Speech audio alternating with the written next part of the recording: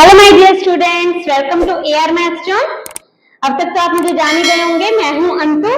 हमने हमारी पिछली वीडियो में 5th चैप्टर स्टार्ट किया था जिसमें हम 5.2 कर रहे थे। 5.2 के 7 सम्स हमने कर लिए थे। तो आज बढ़ते हैं हमारे नेक्स्ट सम्स की तरफ, मतलब हम स्टार्ट कर रहे हैं 8th सम से। इससे पिछली वीडियो का लिंक आपको डिस्क्रिप्शन बॉक्स में दे दिया जाएगा। तो 8th सम देखिए पहले क्या कहता है। हमने एपी की थी, एपी की डेफिनेशन कर ली थी। एपी में टर्म्स कैसे निकालते हैं, कोई भी nth टर्म निकालनी है कैसे निकालते हैं वो कर लिया था। अब हम उससे आगे बढ़ते हैं। देखिए an AP consists of 50 terms of which third term is 12 and the last term is 106। क्या कह रहे हैं, एक एपी है हमारे पास, उसमें टोटल 50 टर्म्स हैं जिसकी थर्ड टर्म हमें 12 दी हुई है और लास्ट टर्म हमें 106 दी हुई है। Find the 29th term. पहले हम कल वाली वीडियो में एक फॉर्मूला किया था, वो देखते हैं क्या किया था। nth टर्म निकालने का फॉर्मूला हमने किया था an is equal to a plus n minus 1 into d. Okay, अब हमें जो दिया हुआ है हम वो लेकर चलते हैं। क्या दिया हुआ है हमें, थर्ड टर्म दी हुई है, थर्ड टर्म इज 12। इसका फॉर्मूला लगाते हैं, यही a plus 3 minus 1 2 d equals to 12। अब हमने 7 सम कर लिए इस तरीके से, तो मैं सीधा a3 को a प्लस 2d लिख रही हूँ। And the last term is 106। Last term कितनी टर्म्स है टोटल इस एपी में, 50 टर्म्स, और लास्ट टर्म हमें दी हुई है 106। That means 106 is 50th term. तो हमें क्या दिया हुआ है, a50। 50th term is 106। फिर से इस पर यही फॉर्मूला लगाते हैं, a plus 50 minus 1, this is our n। मैंने हमारी पिछली वीडियो में बताया था n क्या होता है, दिस इज आवर n। तो n माइनस 1 करेंगे, 50 minus 1 is 49 d equals to 106। अब ये दो इक्वेशंस बन गई हैं हमारे पास, pair of linear equations in two variables. दो वेरिएबल कौन कौन से हैं, a और d। यहां से हमें बाय एलिमिनेशन मेथड a और d की वैल्यू निकालनी है। तो मैं सेकंड इक्वेशन लिख रही हूं, this was our second equation. अब a का कोफिशिएंट सेम है तो हम माइनस कर देते हैं, ये कट गया, 49 minus 2 47d equals to, minus कीजिए 494। तो d आ गया हमारे पास 94 अपॉन 47, दैट मींस 2। तो d आ गया हमारे पास 2। ये d की वैल्यू हम किसी भी एक इक्वेशन में पुट कर देते हैं तो हमारे पास a भी निकल जाएगा। इसको मैं नंबर 1 इक्वेशन दे रही हूं, put d equals to 2 in equation 1। One equation क्या है हमारे पास, a plus 2d equals to 12। इसमें पुट करते हैं d की वैल्यू, d की वैल्यू है 2, कीजिए पुट, 2 इंटू 2 इक्वल्स टू 12। ये बन जाएगा 4, 4 को हम उधर लेकर जाएंगे तो 12 माइनस 4 इज 8। तो a की वैल्यू आ गई हमारे पास 8। अब हमें निकालना क्या है, find the 29th term. 29th term निकालनी है। इस पर हम सेम फॉर्मूला लगाएंगे, a plus n minus 1 into D. a plus n minus 1, n is 29, तो n माइनस 1 कितना हो जाएगा 28d। यहाँ पर हम a और d की वैल्यू पुट करते हैं, a is 8 and d is, यहाँ पर निकला था हमारा 2। हाँ जी, तो कितना आ गया 56, दैट इज 64। तो इस तरीके से हमने ये सम करने हैं। एक बार देखते हैं क्या किया हमने। हमें दिया हुआ था कि एक एपी है जिसमें टोटल 50 टर्म्स हैं, जिसकी थर्ड टर्म और लास्ट टर्म हमें दी हुई थी, तो हमें 29th टर्म निकालनी थी। तो एक ही फॉर्मूला इस एक्सरसाइज में ज्यादा हम यूज कर रहे हैं। हमने हमारे पिछले सम्स में भी यही फॉर्मूला यूज किया था, यही फॉर्मूला हम लेके चलते हैं। थर्ड टर्म जो जो हमें दिया हुआ है हम पहले वो ले रहे हैं, थर्ड टर्म दी हुई है उस पर यही फॉर्मूला लगाया। लास्ट टर्म मींस कितनी टर्म्स हैं 50, तो a50 हमें दिया हुआ है उस पर भी यही फॉर्मूला लगाया। इस पर हमने एलिमिनेशन मेथड से d और a की वैल्यू निकाल ली, जो कि हमने थर्ड चैप्टर में किया था, आपको बहुत अच्छे से आता है। उसके बाद है हमने 29th टर्म निकालनी है, यही फॉर्मूला लगाया, उसमें a और d की वैल्यूज पुट की, जिससे कि हमारा 29th टर्म की वैल्यू आ गई। तो बढ़ते हैं हमारे 9th टर्म की तरफ। पहले स्टेटमेंट देखिए क्या पूछ रहा है ये, if the third and 9th terms of an AP are 4 and -8 respectively. हमें क्या दिया हुआ है, किसी एपी की थर्ड टर्म दी हुई है और 9th टर्म दी हुई है, which term of this AP is 0। मैंने मेरी पिछली वीडियो में भी बताया था, जब भी ये which term पूछे मीन्स हमें n फाइंड आउट करना है, तो हमें n निकालना है और क्या दिया हुआ है, which term of this AP is 0, यानी कि हमें क्या दिया हुआ है, an हमें 0 दिया हुआ है, हमें फाइंड आउट क्या करना है, n की वैल्यू फाइंड आउट करनी है। ठीक है, अभी मैंने आपको पिछले समय में भी फॉर्मूला बताया, an का फॉर्मूला होता है हमारे पास a plus n-1 into d। अब देखिए मेरे पास इसकी वैल्यू है, n मुझे फाइंड आउट करना है, दैट मीन्स मुझे a और d चाहिए। अगर a और d मुझे मिल जाए, an मेरे पास है, तो मैं n की वैल्यू निकाल सकती हूँ। जैसे मैंने पिछली वीडियो में फर्स्ट सम में बताया था कि अगर हमारे पास 3 वेरिएबल हो तो चौथा वेरिएबल फाइंड आउट कर सकते हैं हम। तो an की वैल्यू तो है मेरे पास, n की वैल्यू मुझे फाइंड आउट करनी है, तो a और d की वैल्यू देखिए कैसे निकालते हैं। मुझे क्या दिया हुआ है, थर्ड टर्म दी हुई है और नाइन्थ टर्म दी हुई है, इसका यूज करते हैं हम। थर्ड टर्म है हाँ जी 4, तो इस पर वही फॉर्मूला लगाया जो हम इस एक्सरसाइज की स्टार्टिंग से लगाते आ रहे हैं, और नाइन्थ टर्म है -8, इस पर भी वही फॉर्मूला लगाया, 8d इक्वल्स टू -8। मुझे नहीं लगता मुझे बार बार बताने की जरूरत है कि मैं 9 यहाँ पुट कर रही हूँ तो 9 - 1 इज 8d, या मैं 3 यहाँ पुट कर रही हूँ, आपको समझ आ रहा होगा। ठीक है, तो मैं ये फर्स्ट वाली इक्वेशन ले रही हूँ इसके नीचे कि बाय एलिमिनेशन मेथड हमने a और d की वैल्यू निकालनी है। a का कोएफिशिएंट सेम है, मैं इनके साइन चेंज कर रही हूँ। 8 - 2 is 6, 6d equals to -8 - 4 that is -12, तो d की वैल्यू आ गई -12/6, दैट मींस d की वैल्यू आ गई हमारे पास -2। तो मैं इस इक्वेशन में d की वैल्यू पुट कर रही हूँ। Put the value of d in 1, number 1 equation में हम पुट करते हैं। हाँ जी, फर्स्ट इक्वेशन है क्या, a plus 2d equals to 4। d आया कितना है हमारे पास, d है -2, d की वैल्यू -2 इक्वल्स टू 4, तो a आ गया a -4 इक्वल्स टू 4, इस 4 को उधर ले जाइए, ये 4 उधर जाकर प्लस का हो गया, तो ये आ गया 8। अब a की वैल्यू भी आ गई आपके पास 8, d की वैल्यू भी आ गई आपके पास -2। हमें निकालना क्या है, कौन सी टर्म इसकी 0 होगी, तो हमें n निकालना है, तो हम उसमें पुट करते हैं an is equal to a plus n-1 into d। an is 0, a is 8 plus n हमें फाइंड आउट करना है, d इज -2। हाँ जी, 0 इक्वल्स टू 8, -2 को n से मल्टीप्लाई किया -2n, -2 को -1 से मल्टीप्लाई किया +2, तो ये आ गया 10 - 2n। 2n को इधर ले आइए, इधर नेगेटिव था, इधर आके पॉजिटिव हो गया, तो n आ गया हमारे पास 10/2, दैट मीन्स 5। तो कौन सी टर्म इसकी 0 होगी, fifth term of this AP will be 0।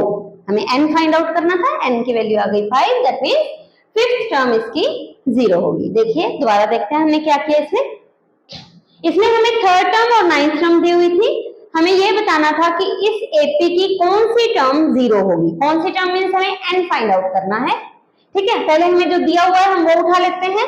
a3 दिया हुआ है हमें 4, a9 दिया हुआ है हमें -8। अब ये आप कर सकते हैं बहुत इजीली, इन दोनों से आपने a और d की वैल्यू निकाल ली। वैल्यू निकालने के बाद देखिए हमने क्या करना है, इसमें क्या पूछा, विच term of this AP is 0। हमें n फाइंड आउट करना था, an हमें दिया हुआ है 0, तो ये फॉर्मूला हमने लगाया, an है हमारे पास, a है हमारे पास, d है हमारे पास, 3 वेरिएबल्स हैं हमारे पास, चौथे वेरिएबल की वैल्यू निकल जाएगी। ओके, तो बढ़ते हैं हमारे 10th सम की तरफ। 10th सम पहले स्टेटमेंट देखते हैं क्या कहते हैं, the 17th term of an AP exceeds its 10th term by 7। exceeds, what do you mean by exceeds? exceeds का क्या मतलब होता है कि इसकी जो 17th टर्म है वो 10th टर्म से 7 ज्यादा है। exceeds मतलब ज्यादा है, उससे कितनी ज्यादा है, 7 ज्यादा है। तो पहले ये लिखते हैं कि हमें क्या दिया हुआ है, 17th टर्म जो है वो 10th टर्म से 7 ज्यादा है। इसमें सिर्फ और सिर्फ यही चीज मायने रखती है। अगर आपको ये चीज समझ आ जाती है तो सम बहुत इजी है, उसके बाद तो कैलकुलेशन वर्क है सारा। आप ध्यान से देखिए क्या कह रही है statement, the 17th term, 17th term लिखा हमने, 17th टर्म लिख दिया। 17th टर्म क्या है? Exceeds its 10th term, 10th term से 10th टर्म लिख दी। एक्सीड्स ज्यादा है कितनी? बाय 7, 7 ज्यादा है तो हमने +7 कर दिया। उसके बाद वही फॉर्मूला 17th टर्म कैसे निकलेगी? a + 16d से। 10th term a + 9d equals to +7। ठीक है, अब a से a कैंसिल, इस 9d को मैं इधर ले आती हूं, माइनस हो गया equals to 7। 16d - 9d is 7d equals to 7, तो d कितना आ गया? 7/7 दैट इज 1, तो d कितना आ गया? 1। हमें क्या फाइंड आउट करना था? Find the common difference, difference से फाइंड आउट करना था, डिफरेंस निकल गया। बहुत इजी है, कुछ भी नहीं किया। देखो सिर्फ और सिर्फ फर्स्ट लाइन आपको समझ में आनी चाहिए, उसके बाद सब में कुछ नहीं है। इसने क्या कहा था सब में? 17th term of an AP exceeds its 10th term by 7। 17th term 10th term से 7 ज्यादा है, ये लगाया, इनके फॉर्मूलाज लगाए, वैल्यूज निकल गई साथ के साथ डी की। ओके, हाँ जी, बढ़ते हैं हम अपने नेक्स्ट सम की तरफ। 11th some, which term of the AP, which term पूछा है, that means हमें n फाइंड आउट करना है। which term of the AP, ये हमें AP गिवन है, will be 132 more than its 54th term। Statement समझिए, हमें AP दी हुई है, क्या AP दी हुई है? 3, 15, 27, 39 एंड so on। यहां से ऑब्वियसली हमारा A और D निकल जाएगा, ये आप इजीली निकाल सकते हैं। ठीक है, डी मैंने आपको पहले ही बताया हुआ है, second term minus first term. अब ये क्या रहा है, हमें क्या पूछा है इसने? Which term of the AP, इस एपी की कौन सी term will be 132 more than, वो 132 132 ज्यादा होगी किससे? मोर देन 54th टर्म, मतलब 54th टर्म से 132 कौन सी टर्म ज्यादा होगी? an जो है वो क्या है, हमें n फाइंड आउट करना है। an जो है वो 54th टर्म से 132 ज्यादा है। 54th टर्म निकालेंगे हम, उसमें 132 ऐड करेंगे, a और d हमारे पास है, वैल्यूज निकालेंगे। देखते हैं क्या करना है। देखिए an क्या है? a + n - 1 × d, जो कि फॉर्मूला हम यूज करते आ रहे हैं। a 54 क्या हो जाएगा यहाँ से? a + 53d + 132। a से a कैंसिल, n तो हमें फाइंड आउट करना है, n - 1 × d है हमारे पास 12 इज इक्वल टू 53, d की वैल्यू है 12 + 132। यहां से क्या आ गया हमारे पास? n - 1 चाहे तो मल्टीप्लाई कर लो, 12n - 12 इज इक्वल टू, हाँ जी मल्टीप्लाई कीजिए, 12 3 = 36, 12 5 = 60, 636 + 132, यही आएगा ना? चेक कर लीजिएगा, मेरे ख्याल से यही आएगा। 6 और 2 8, 3 and 3 6, 7, इस 12 को उधर ले जाते हैं, 768 + 12, ये बन गया जी 087। हाँ जी, तो n आ गया आपके पास 780 डिवाइडेड बाय 12, तो ये आ गया 12×6 = 72 और 65, तो n आ गया हमारे पास 65। हमें यही बताना था कि कौन सी टर्म 54th टर्म से 132 ज्यादा होगी, कौन सी टर्म होगी? 65th term, 65वीं term, 65th term हमारी A54 से, मतलब 54th टर्म से 132 ज्यादा होगी। देखिए हमने क्या किया है, हमें AP दी हुई थी। पहली बात, हमने AP जब भी दी हो हम फर्स्ट टर्म और डिफरेंस लिख लेते हैं। हमने फर्स्ट टर्म और डिफरेंस लिखा, फिर सिर्फ आपको स्टेटमेंट समझने की देरी है, उसके बाद सब में कुछ नहीं है। इसने कहा कि A54th टर्म से 132 ज्यादा कौन सी टर्म होगी, तो A54 में मैंने 132 ऐड किया, उसको नाम दे दिया AN का। इस पर भी फॉर्मूला लगा दिया, इस पर भी फॉर्मूला लगा दिया। उसके बाद मैंने वैल्यूज पुट कर दी A की, अगर A से A कैंसिल ना होता तो हम A की भी वैल्यू पुट करते, ये तो कैंसिल हो गया था। D की वैल्यूज पुट की, इसको आगे सॉल्व किया, जिससे हमारी N की वैल्यू निकल गई, तो N आ गया हमारा 65। हाँ जी, बढ़ते हैं हमारे नेक्स्ट सम की तरफ। पहले स्टेटमेंट रीड करते हैं। 2 APs have the same common difference। अब हमें 2 APs कही गई है, दी नहीं हुई है, कही गई है कि उनका कॉमन डिफरेंस जो है वो सेम है। The difference between their 100th term is 100। उनके 100th टर्म के बीच में जो डिफरेंस है वो 100 है। What is the difference between their 1000th term? तो बताइए उनकी 1000th टर्म के बीच में कितना डिफरेंस होगा। देखिए पहले हम दो एपीज ले लेते हैं। मान लिया late the first term and common difference of first AP। First AP की हम फर्स्ट टर्म मान लेते हैं A और कॉमन डिफरेंस मान लेते हैं D। दो एपी है ना, तो हमें अलग अलग मानना पड़ेगा। फर्स्ट टर्म मान ली हमने फर्स्ट एपी की A और कॉमन डिफरेंस मान लिया D। ठीक है, अब सेकेंड टर्म की मानते हैं। Let the first term and common difference of second AP. Second AP की देखिए हमें क्या दिया हुआ है, two APs have the same common difference. Difference तो सेम है, तो डी तो इसका वही लेना पड़ेगा जो हमने फर्स्ट का लिया था। तो क्या मैं फर्स्ट टर्म सेम ले सकती हूँ? देखिए अगर फर्स्ट टर्म भी सेम हो गई, डिफरेंस तो सेम है, अगर फर्स्ट टर्म भी सेम होगी तो हमारी एपी भी सेम हो जाएंगी। देखो अगर मान लो मैं किसी एपी का फर्स्ट टर्म, एपी की फर्स्ट टर्म 2 ले रही हूँ और कॉमन डिफरेंस मैं 1 ले रही हूँ, तो इसकी सेकंड टर्म 3 हो जाएगी, थर्ड 4 5 6 लाइक दिस, ये हमारी एपी होगी। इसी तरह से अगर मैं सेकंड एपी ले रही हूँ, उसकी फर्स्ट टर्म में 2 ही ले रही हूँ और कॉमन डिफरेंस सेम दिया ही हुआ है, मतलब 1 है कॉमन डिफरेंस, तो एक एक बढ़ाएंगे तो ये तो हमारी एपी ही सेम हो गई। दैट मीन्स हमें क्या करना पड़ेगा, इसकी फर्स्ट टर्म डिफरेंट लेनी पड़ेगी। अगर इसको मैंने स्मॉल ए लिया तो मैं इसको कैपिटल ए ले सकती हूँ, आप कुछ भी ले सकते हैं। तो ये चीज आपको समझ आ गई होगी मेरे ख्याल से कि हमने ए डिफरेंट क्यों लिया। देखिए कॉमन डिफरेंस तो हमें सेम दिया ही हुआ था, तो अगर मुझे फर्स्ट एपी का कॉमन डिफरेंस स्मॉल डी लिया है तो मुझे सेकंड एपी का भी कॉमन डिफरेंस स्मॉल डी ही लेना पड़ेगा। लेकिन फर्स्ट टर्म में सेम नहीं ले सकती, क्योंकि अगर ये दोनों चीजें ही सेम हो गई तो हमारी एपीज ही सेम हो जाएंगी।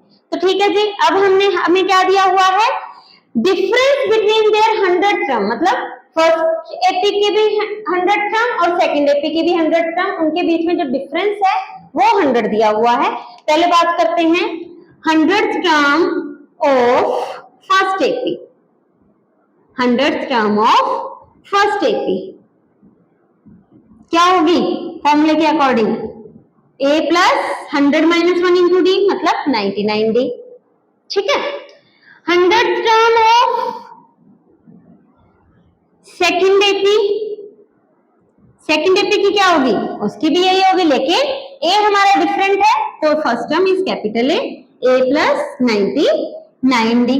आई थिंक आपको यहां तक बहुत अच्छे से क्लियर होगा। अब इसमें क्या कहा, इन दोनों में, दोनों की 100th टर्म में जो डिफरेंस है, इन दोनों का डिफरेंस लेते हैं a प्लस 99 डी, ये फर्स्ट एपी की 100th टर्म और ये सेकंड एपी की 100th टर्म, इन दोनों का डिफरेंस मींस सब्ट्रैक्शन, इन दोनों की सब्ट्रैक्शन किसके इक्वल है, इज 100, तो इज इक्वल टू 100। इस माइनस को खोलते हैं हम, a plus 99 d minus a plus minus minus 99 d equals to 100, ये कैंसिल, तो हमारे पास क्या बच गया, a minus a equals to 100। यहां तक कोई दिक्कत नहीं होनी चाहिए। अब इसने पूछा क्या है, find the difference between their 1000th term, 1000th term के बीच में डिफरेंस। तो देखिए 1000th टर्म फर्स्ट एपी की क्या होगी, 1000th term of first AP, जैसे हमने 100th टर्म लिखी थी वैसे ही, बस यहाँ पर 1000 माइनस 1 यानी 999 भी आ जाएगा। और 1000th टर्म सेकंड एपी की क्या होगी, बस ए की जगह कैपिटल ए आ जाएगा। अब इन दोनों के बीच में डिफरेंस निकालना है हमने, तो निकालते हैं a plus 999 D minus capital A plus 999 D. इसी तरीके से जैसे हमने ये किया था वैसे ही हम ये कर रहे हैं। इसको खोलिए माइनस को, a plus 999 D minus a minus 999 D, ये हमारा कैंसिल हो गया तो क्या बचा, a माइनस ए। ठीक है, a माइनस ए, और a माइनस ए की वैल्यू ये पड़ी हमारे पास, अभी तो हमने सोल्व किया था, वहां से हमारे पास a माइनस ए की वैल्यू आई थी कितनी, 100, तो ये भी कितना आ गया, 100। मतलब जितना डिफरेंस दोनों एपीज की 100th टर्म में था, कितना था, 100 था, उतना ही डिफरेंस दोनों एपीज की 1000th टर्म में है, यानी कितना आ गया, 100। This is the answer. एक बार दोबारा देखते हैं क्या किया हमने। हमें दिया हुआ था कि दो एपीज हैं, उनका कॉमन डिफरेंस सेम है, तो और क्या दिया हुआ है, उन दोनों एपीज की 100th टर्म में जो डिफरेंस है वो 100 है, तो हमें 1000th टर्म में बताना था कि क्या डिफरेंस होगा। ठीक है, तो हमने फर्स्ट एपी की फर्स्ट टर्म मान ली और कॉमन डिफरेंस मान लिया ए और डी। सेकंड एपी की फर्स्ट टर्म और कॉमन डिफरेंस मान लिया, क्योंकि कॉमन डिफरेंस हमें सेम दिया हुआ है, तो कॉमन डिफरेंस हमने डी ही लिया, और फर्स्ट टर्म हमने उसका स्मॉल ए लिया था और इसका कैपिटल ए ले लिया। अब इसने 100th टर्म का डिफरेंस बताया हुआ है, तो हमने दोनों एपीज की 100th टर्म लिख ली, उसका डिफरेंस ले लिया, और वो किसके इक्वल दिया हुआ था, 100 के इक्वल। तो यहां से मैंने सॉल्व किया तो मेरी वैल्यू आ गई a माइनस ए की 100। उसके बाद जो हमने निकालना था उसको उठाते हैं। क्या निकालना था, डिफरेंस निकालना था 1000th टर्म के बीच में, तो 1000th टर्म दोनों की लिखी, उन दोनों के बीच में डिफरेंस निकाला, कट कटा के हमारे पास वही बच गया a माइनस ए, जिसकी वैल्यू हमने पहले फाइंड आउट कर रखी थी, कितनी, 100, तो 1000th टर्म के बीच में भी डिफरेंस आ गया हमारा 100। तो हमारे नेक्स्ट सम की तरफ बढ़ते हैं। क्या कहा है, how many 3 digit numbers are divisible by 7? कितने नंबर्स हैं जो 7 से डिविजिबल हैं? कौन से नंबर, 3 डिजिट नंबर्स। वैसे तो देखो इनफाइनाइट होते हैं, खत्म ही नहीं होते, लेकिन इसमें कितने पूछे हैं, 3 डिजिट नंबर्स पूछे हैं सिर्फ। 3 डिजिट नंबर्स में सबसे छोटा नंबर हमारे पास क्या होता है, स्मॉलेस्ट 3 डिजिट नंबर इज 100, है ना। पर हमें पहले ये देखना है कि क्या ये 7 से डिविजिबल है। मैंने 7 से डिविजिबिलिटी रूल की आपको ट्रिक बताई थी, अगर आपने देखी हो मेरी पिछली वीडियोस, ट्रिक मैंने शॉर्ट में बनाया हुआ है इसके ऊपर। क्या ट्रिक बताई थी कि ये जो लास्ट डिजिट है, यूनिट प्लेस पे डिजिट है, इसको 2 से मल्टीप्लाई करो, 0 ही है, 0 को 2 से मल्टीप्लाई किया, 0 आया, इसको कट किया, बाकी में से माइनस किया 0, तो 10 आ गया। क्या 10 7 से डिविजिबल है, नहीं है, तो हम 100 को नहीं लेंगे। 100 से बड़ा डिजिट कौन सा होता है, सॉरी डिजिट नहीं, नंबर कौन सा होता है 100 से बड़ा, 101। इसको देखते हैं क्या ये 7 से डिविजिबल है। कैसे कहा मैंने, लास्ट डिजिट को, मतलब यूनिट प्लेस वाले डिजिट को 2 से मल्टीप्लाई किया, 1 को 2 से मल्टीप्लाई किया 2, इसको कट किया, 2 इसमें से माइनस किया, कितना आया 8। क्या 8 7 से डिविजिबल है, नहीं है, तो 101 भी 7 से डिविजिबल नहीं होगा। आप डिवाइड करके भी चेक कर सकते हैं, but this is the shortest वे। ठीक है, उसके बाद हम 102 को चेक करते हैं, वही तरीका, 2 को 2 से मल्टीप्लाई किया 4, इसमें से माइनस किया 6, ये भी 7 से डिविजिबल नहीं है। 103 पर चलते हैं, 2 से मल्टीप्लाई किया 6, 3 को कट किया, 10 - 6 is 4, ये भी 7 से डिविजिबल नहीं है। 104 पे चलते हैं, 4 2 जा 8, इसको कट किया, माइनस किया 2, 2 भी 7 से डिविजिबल नहीं है। अब हम नेक्स्ट चलते हैं 105, 5 को 2 से मल्टीप्लाई किया 10, 10 इसमें से माइनस किया 0, यस 0 इज डिविजिबल बाय 7। पता है ना, 0 हर नंबर से डिविजिबल होता है, तो 0 अगर 7 से डिविजिबल है तो 105 भी हमारा 7 से डिविजिबल है। तो 3 डिजिट का पहला नंबर हमें मिल गया जो 7 से डिविजिबल है। तो हम क्या लेंगे पहला नंबर, इसको मैं इरेज कर रही हूं।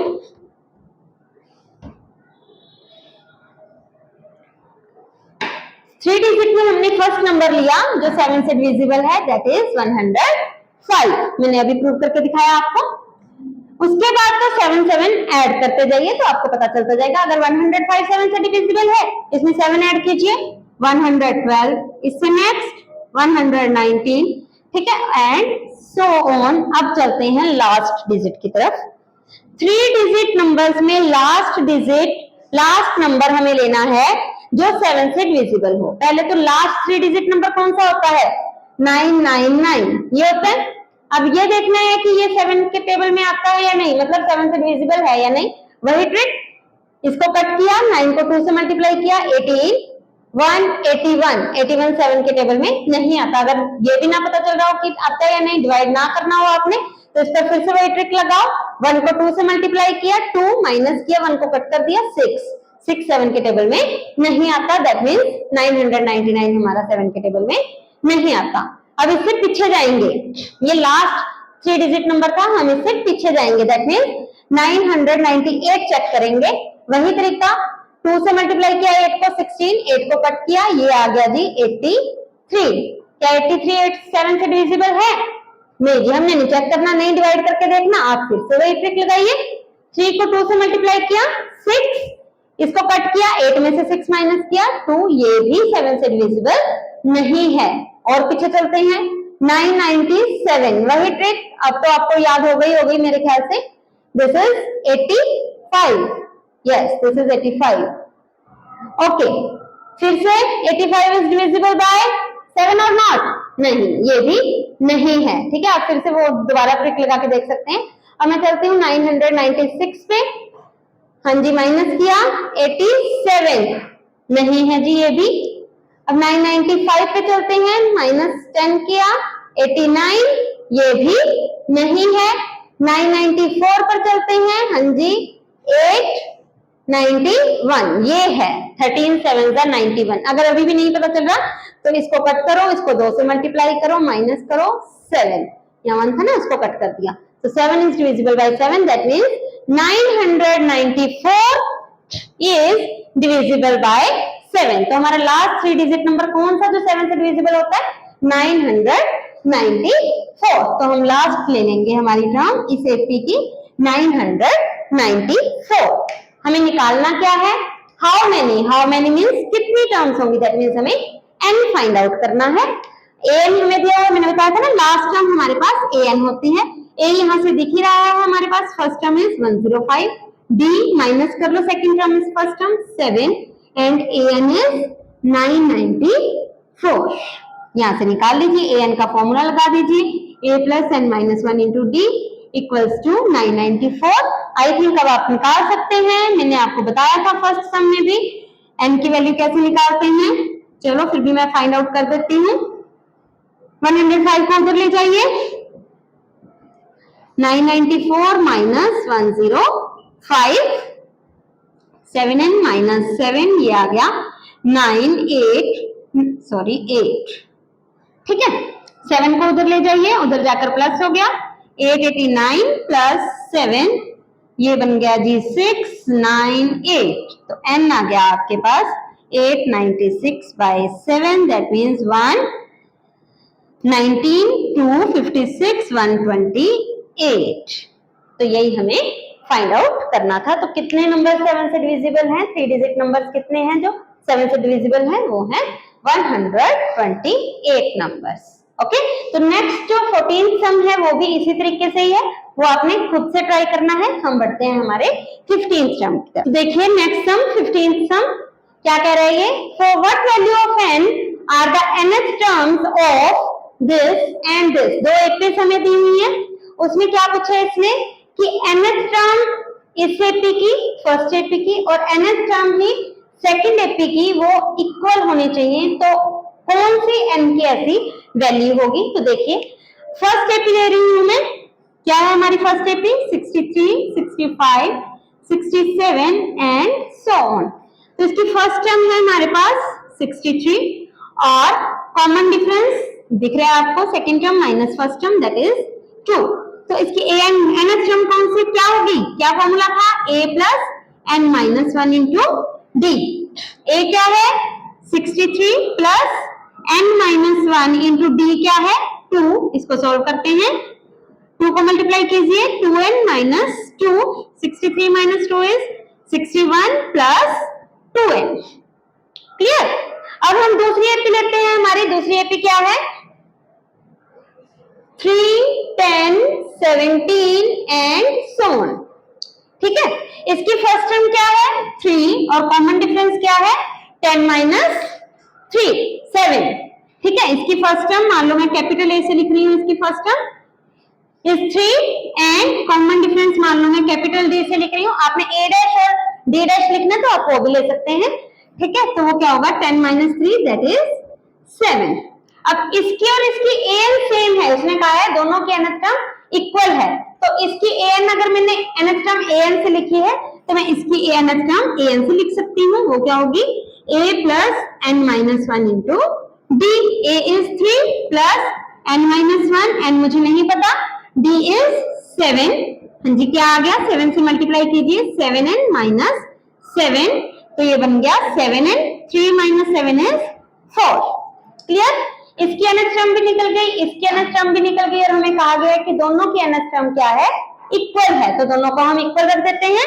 61 plus 2n equals to 7n minus 4। n की वैल्यू फाइंड आउट करनी है, n की टर्म्स को एक साइड पे ले आइए, 7n उधर प्लस है, इधर आकर माइनस हो गया, माइनस 4, 61 इधर प्लस है, उधर आकर माइनस हो गया, तो ये आ गया minus 5n equals to minus 65। तो n आ गया आपके पास 65 अपॉन 5 दैट मीन्स 30। तो n की कौन सी वैल्यू के लिए दोनों एक्सिस की nth टर्म सेम होगी, n equals to 30। I think आपको बहुत अच्छे से क्लियर होगा। देख लेते हैं हमने क्या किया। पहली एपी उठाई, उसकी nth टर्म निकाली, दूसरी एपी निकाली, उसकी nth टर्म निकाली, दोनों को इक्वल रखा, n की वैल्यू आ गई। ठीक है, तो बढ़ते हैं हमारे नेक्स्ट सम की तरफ। हाँ जी, तो 16 सम की तरफ बढ़ते हैं। क्या कह रहा है, determine the AP whose third term is 16 and seventh term exceeds the fifth term by 12। हमें थर्ड टर्म दी हुई है, पहले तो दिया हुआ है हम वो लिखते हैं। थर्ड टर्म दी हुई है 16 और क्या दिया हुआ है, seventh term exceeds. Seventh term mean exceeds का मतलब आपको पिछले समय भी बताया था कि वो फिफ्थ टर्म से कितना ज्यादा है, 12 ज्यादा है, फिफ्थ टर्म से 12 ज्यादा है। तो पहले इस पे फॉर्मूला लगाते हैं, a plus 2d equals to 16। अब इस पे फॉर्मूला लगाते हैं, a7 क्या होगी, a प्लस 6d, a5 क्या होगी, a plus 4d plus 12, a से a कैंसिल, 4d को इधर लेके आते हैं, उधर माइनस प्लस का था, इधर आकर माइनस का हो गया, 12, ये बन गया हमारा 2d इक्वल्स टू 12, तो d आ गया हमारे पास 6। ठीक है, d की वैल्यू यहाँ पुट कीजिए, a plus 2 into 6 is equal to 16। हाँ जी, 2 इंटू 6 इज 12 इक्वल्स टू 16, 12 को उधर ले जाइए, माइनस का हो गया, तो a आ गया हमारा 4। तो फर्स्ट टर्म निकल गई, d निकल गया, तो AP क्या बन जाएगी, अगर फर्स्ट टर्म पता हो आपको तो AP क्या होती है, फर्स्ट टर्म, फिर इसमें कॉमन डिफरेंस ऐड करते जाओ। 4 plus 6 is 10, 6 plus 10 plus 6 is 16, 16 plus 6 is 22 and so on, this is a AP। तो क्या दिया था, थर्ड टर्म दी थी, सेवेंथ टर्म दिया हुआ था हमें कि फिफ्थ टर्म से 12 ज्यादा है, उन दोनों को हमने सोल्व किया, यहाँ से सिर्फ इससे हमारी d की वैल्यू निकली, d की वैल्यू हमने यहाँ पुट की जिससे हमारा a निकला और हमने AP फाइंड आउट कर दी। हाँ जी, तो नेक्स्ट सम क्या कह रहा है, find the 20th term from the last term of the AP। देखिए 20th term from the last, हमें ये AP दी हुई है, इसने कहा कि 20th टर्म पीछे से, इधर से 20th, इधर से नहीं, इधर से तो हमें फॉर्मूला पता था 20th टर्म का, a प्लस 19 दी, उससे इजीली हो जाता, लेकिन इसने क्या कहा 20th टर्म हमें निकालनी है लास्ट से। इसके दो मेथड्स हैं, एक तो मेथड है कि आप इस AP को उल्टा करके लिख दीजिए, मतलब 253 इसकी फर्स्ट टर्म है और लास्ट टर्म इसकी 3 है, ठीक है, उससे तो आप इजीली निकाल लेंगे, तो उसकी 20th टर्म स्टार्टिंग से हो जाएगी, उससे आप निकाल लीजिए, ठीक है। अदरवाइज मैं आपको दूसरा मेथड करवा रही हूँ। देखिए इस AP में फर्स्ट टर्म क्या है 3 और कॉमन डिफरेंस क्या है 5, लास्ट टर्म an क्या है 253। हम देख लेते हैं इसमें नंबर ऑफ टर्म्स कितनी है, तो लगाते हैं इसके फॉर्मूला, n निकालते हैं, a plus n minus 1 into d equals to 253, a is 3 plus n minus 1 into d is 5, 253, 3 को मैं उधर लेकर जा रही हूँ, वो उधर जाकर माइनस हो गया, 253 माइनस 3 दैट मीन्स 250, ये 5 इधर इस n माइनस 1 से मल्टीप्लाई हो रहा है, उधर जाकर डिवाइड हो जाएगा। हाँ, आप चाहो तो पहले 5 से मल्टीप्लाई कर सकते हैं, तो भी सेम ही आएगा, तो ये आ गया 50, n इज इक्वल टू 1 उधर लेकर गए, प्लस 1 हो गया, तो 51। अब इसमें क्या है, इस AP में ये टोटल टर्म्स कितनी हैं 51 है, मतलब ये कौन सी टर्म है 51st टर्म है, तो टोटल टर्म्स है इसमें 51। हमें जाना है इधर से 20th टर्म, अगर कभी भी आपको ये कहा गया हो कि लास्ट से इतनी टर्म निकालनी है, तो वो फर्स्ट से, स्टार्टिंग से कौन सी टर्म होगी? देखिए आप क्या लिखेंगे, 20th term from the last will be, क्या फॉर्मूला होता है? टोटल नंबर ऑफ टर्म्स यानी 51 माइनस जो लास्ट से पूछी है उसने टर्म कौन सी? 20th और plus 1। This is the formula. क्या कहा है मैंने? अगर कहा हो कि लास्ट से हमें ये वाली टर्म निकालनी है, लास्ट से कौन सी टर्म निकालनी है? 20th टर्म, 20th निकालनी है, वो स्टार्टिंग से कौन सी टर्म होगी ये देखते हैं। तो इसका फॉर्मूला होता है 20th टर्म निकालनी है, जितनी टोटल नंबर ऑफ टर्म्स थी, कितनी आई थी हमारे पास टोटल नंबर ऑफ टर्म्स? 51। तो total number of terms minus जो टर्म हमने लास्ट से निकालनी है यानी 20th और प्लस 1, तो ये आ गई 32nd term from the starting, ठीक है। तो मतलब आपने कौन सी टर्म निकालनी है? 32nd term. तो A32 आप निकाल लीजिए। अब तो बहुत इजी है, A प्लस 31 इंटू डी। ए कितना था? 3, 31 इंटू डी कितना है? 5। तो ये आ गया 3 प्लस 155, दैट मीन्स 158। तो 20th term from the last क्या होगी? 158। क्लियर? बहुत इजी था, बस आपको ये चीज समझनी थी कि फ्रॉम द लास्ट दिया हो, उसको हमने फ्रॉम द स्टार्टिंग देखना होगी कौन सी टर्म होगी, तो उसके लिए फॉर्मूला क्या है? तो उसके लिए हमें नंबर ऑफ टर्म्स चाहिए थी, टोटल कितनी है वो मैंने निकाल दिया, माइनस फ्रॉम द लास्ट जो टर्म निकालनी है वो प्लस 1, वो टर्म आपने निकालनी है। मतलब हमें 32वीं 32nd टर्म निकालनी थी, उसके लिए फॉर्मूला लगा दिया। हाँ जी, तो 18th सम की तरफ बढ़ते हैं। क्या कह रहा है ये? Sum of 4th and 8th terms of an AP is 24। साथ साथ लिखते हैं, 4th टर्म और 8th टर्म का सम हमें दिया हुआ है 24। Second condition, sum of 6th term and 10th term is 44।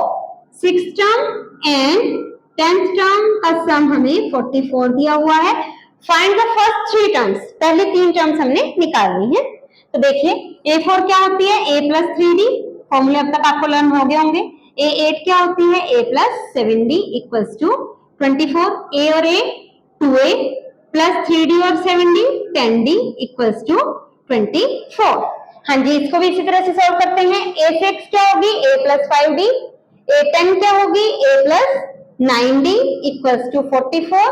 A और A 2A 5D और 9D 14D इक्वल्स टू 44। अब ये दो इक्वेशंस बन गई। अब तक आपको याद पता चल ही गया होगा कि क्या करना है। हमने एलिमिनेशन मेथड से इसको A और D की वैल्यू निकालनी है। निकाल दीजिए, ये कैंसिल, -4D इक्वल्स टू -20, तो D आ गया आपके पास 5। D की वैल्यू आप पुट कीजिए, A निकल जाएगा।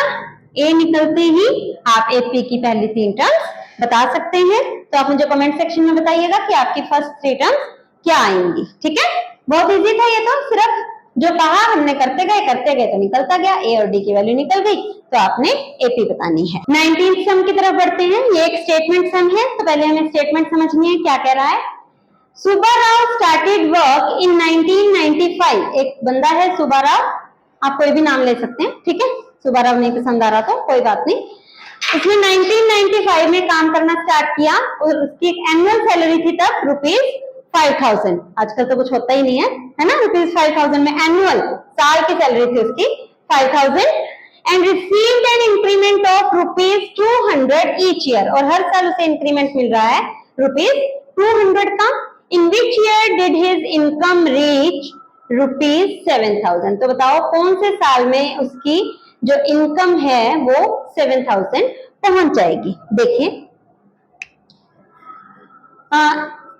His salary in first year, पहले साल में उसकी सैलरी कितनी थी? कहां से स्टार्ट किया उसने? ₹5000 से, है ना। फिर उसकी सैलरी हर साल बढ़ते रही, कितनी? ₹200। मतलब सेकंड ईयर में उसकी कितनी हो जाएगी सैलरी? 5000 में हम ₹200 ऐड कर देंगे, मतलब 5200, ठीक है। इसी तरह थर्ड ईयर में क्या हो जाएगी उसकी सैलरी, सेकेंड ईयर में जितनी थी, कितनी थी 5200, और उसमें हम 200 रुपए और ऐड कर देंगे, दैट मीन्स ₹5400। तो देखिए क्या ये एपी बन रही है हमारी, देख लेते हैं। नंबर ऑफ टर्म्स लिखते हैं इसके पहले, एंड सो ऑन। हाँ जी, 200 का आ रहा है कॉमन डिफरेंस, तो ये हमारी एपी है, जिसमें कि ए की वैल्यू है, मतलब फर्स्ट टर्म है हमारी 5000 और डी है हमारा 200। हमें निकालना क्या है कि कौन से ईयर में उसकी सैलरी 7000 हो जाएगी, दैट मीन्स एन हमें 7000 दिया हुआ है, हमें एन निकालना है। और I think you can do it very well, बहुत अच्छे से। अब तो आपको ये आ गया करना कि हम कैसे करते हैं। ए इज 55,000 एंड हमें फाइंड आउट करना है, डी इज 200 इक्वल्स टू 7000, ये 5000 मैं उधर लेके जा रही हूँ, 200 से मल्टीप्लाई कीजिए, minus 200 equals to 7000 minus 5000 that is 2000। इस 200 को उधर ले जाइए, उधर जाकर ये प्लस हो गया, दैट मीन्स ये आ गया 2200, एन आ गया हमारा 2200 बाय 200, 2 0 से 2 0 कैंसिल, दैट मीन्स 11, मतलब 11 साल बाद उसकी सैलरी कितनी हो जाएगी, 7000। क्लियर। तो क्या कहा था, फर्स्ट ईयर में सैलरी दी हुई थी, इंक्रीमेंट लगाया हमने हर साल 200 रुपए का, हमारी एपी बनी, एपी से हमने ए लिखा, डी लिखा, हमने निकालना था 7000 कब हो जाएगी, तो ए एन को हम 7000 लेकर चले, उस पर फॉर्मूला लगाया, ए की वैल्यू थी हमारे पास, डी की वैल्यू थी, जिससे हमने एन निकाल लिया। तो इसके साथ ही हमारा 19th सम कंप्लीट होता है। इसके बाद 20th सम जो है वो भी एक स्टेटमेंट सम है, जो कि आपने खुद करना है, जिसके साथ हमारी ये 5.2 एक्सरसाइज कंप्लीट होती है। तो अच्छा लगे तो प्लीज लाइक एंड सब्सक्राइब।